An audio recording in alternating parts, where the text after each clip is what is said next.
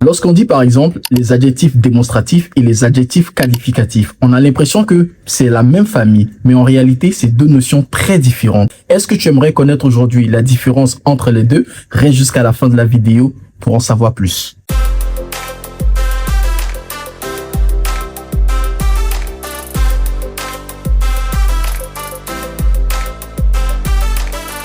Bienvenue sur la chaîne Learn English with Moam. Alors, si vous ne savez pas, nous sommes sur une série de vidéos. Dans la première vidéo, nous avons parlé de la différence entre les pronoms personnels sujets et les pronoms personnels compléments. Dans la seconde vidéo, nous avons aussi parlé de la différence entre les adjectifs possessifs et les pronoms possessifs. Et aujourd'hui, c'est la troisième vidéo, nous parlerons de la différence entre les adjectifs qualificatifs et les adjectifs démonstratifs. Alors, qu'est-ce que tu attends? Assois-toi très confortablement. Et on commence. Si vous êtes bien assis très confortablement dans votre canapé, alors nous allons commencer. Nous allons débuter par vous donner d'abord la définition d'un adjectif qualificatif. C'est quoi un adjectif qualificatif? Un adjectif qualificatif est un mot qui sert à donner une information sur une chose ou bien sur une personne. Ça veut dire que on a la chose, mais pour avoir plus d'informations, on ajoute un autre mot qu'on appelle adjectif qualificatif. Donc, ce que nous allons faire maintenant, c'est que je vais vous donner trois adjectifs qualificatifs que vous allez prononcer avec des exemples. Alors, cela vous permettra non seulement de mémoriser le mot, permettre à votre cerveau d'enregistrer ces différents adjectifs qualificatifs et aussi de prononcer et de pratiquer votre addiction, votre prononciation et aussi votre intonation. Qu'est-ce qu'on attend? On y va. Le premier mot, c'est beautiful. Beautiful. My car is beautiful. My car is beautiful. Big. Big. My house is very big. My house is very big. Smart.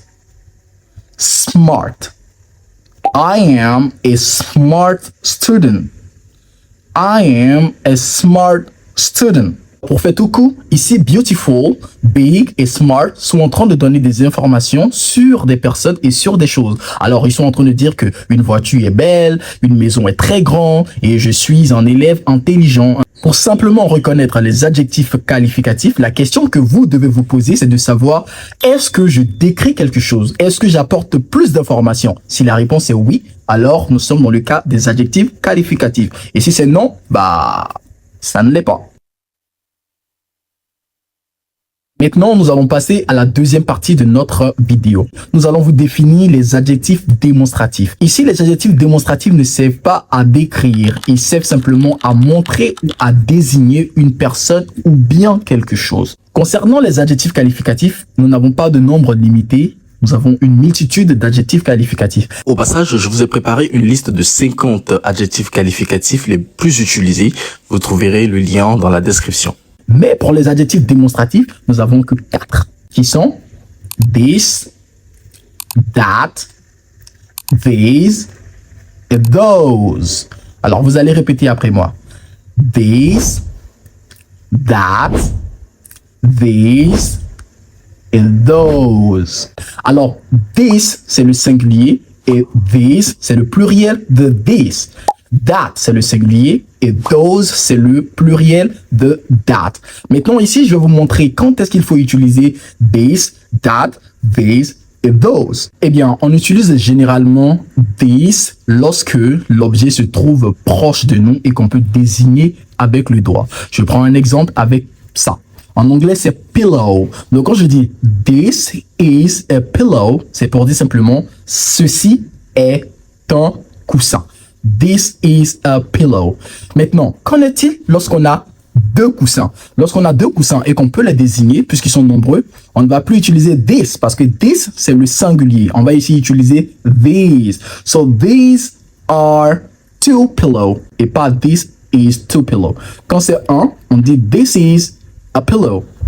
Quand c'est deux, these are two pillows.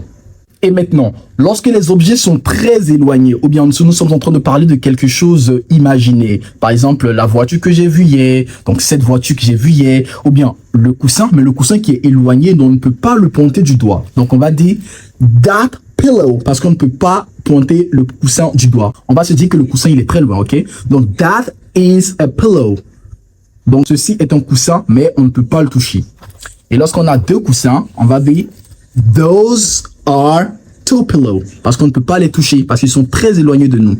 Et donc, c'est dans ce sens qu'on parle d'adjectifs démonstratifs. J'espère que c'est très clair. Eh bien, nous avons parlé des adjectifs qualificatifs et nous avons parlé des adjectifs démonstratifs. Si tu es resté jusque-là, c'est que tu es vraiment intéressé par l'anglais. En gros, nous avons dit que les adjectifs qualificatifs étaient utilisés pour décrire quelque chose ou apporter plus d'informations à quelque chose, alors que les adjectifs démonstratifs étaient utilisés pour désigner quelque chose ou quelqu'un. Alors, dans la prochaine vidéo, nous allons maintenant apprendre des auxiliaires. Comment conjuguer les auxiliaires? Quels sont les différents types d'auxiliaires? Et tu veux savoir plus? Abonne-toi, lâche un gros pouce bleu.